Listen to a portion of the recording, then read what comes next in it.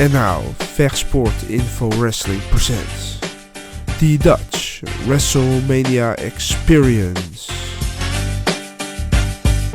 Goeiedag jongens, we zijn hier met Carmello Hayes.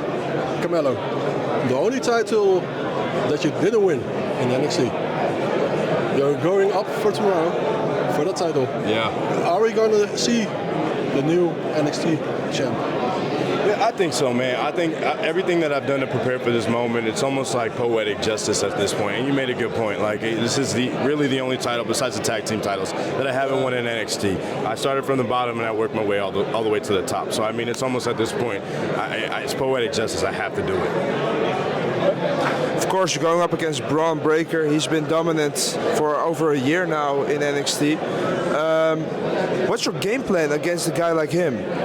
There's really no game plan against like a Braun Breaker because I mean he's one of those guys where he's so explosive and he's so strong, and you know he's so agile in a lot of ways. So it's like, you know, there's a lot of things that I do well that he doesn't do well. There's a lot of things that he does well that I don't do well. But I think it's like about adjusting. I think when I get in the ring with him, I gotta kind of adjust to where he's coming from. I'm hoping that, you know, he brings me his best Braun Breaker, and then we get in there and we figure out the game plan as it's going on.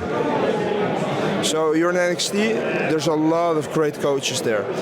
Which coach do you get the best advice from, and who do you go to? Terry Taylor I work very closely with. He's pretty much known as like the finishing coach. So he's the last guy, you know, you go to before you kind of, you know, let free. And he gives you all the little things because, you know, they're not going to teach me any new wrist lock. They're not going to teach me, you know what I mean, a headlock or anything. Now it's more or less about the psychology of what we do and making things as big moments and working on a high level. What's the best piece of advice you've gotten since you came in WWE? There's been so many. I'll say one of the more recent ones from Sean. He just mentioned that, you know, especially in big moments like this, like there's so much things going on, like media, you know, just a lot of attention. No matter what happens, the most important thing is the most important thing, which is the match. Going into this is Braun Breaker and allowing everything to come from the heart. When you get in the ring, you know, you need to just, you know, cut everything out, you know, and you just focus and just let it all come from the heart.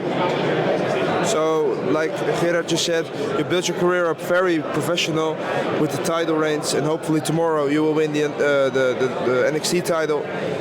But what's next? Where do you want to see yourself in a year?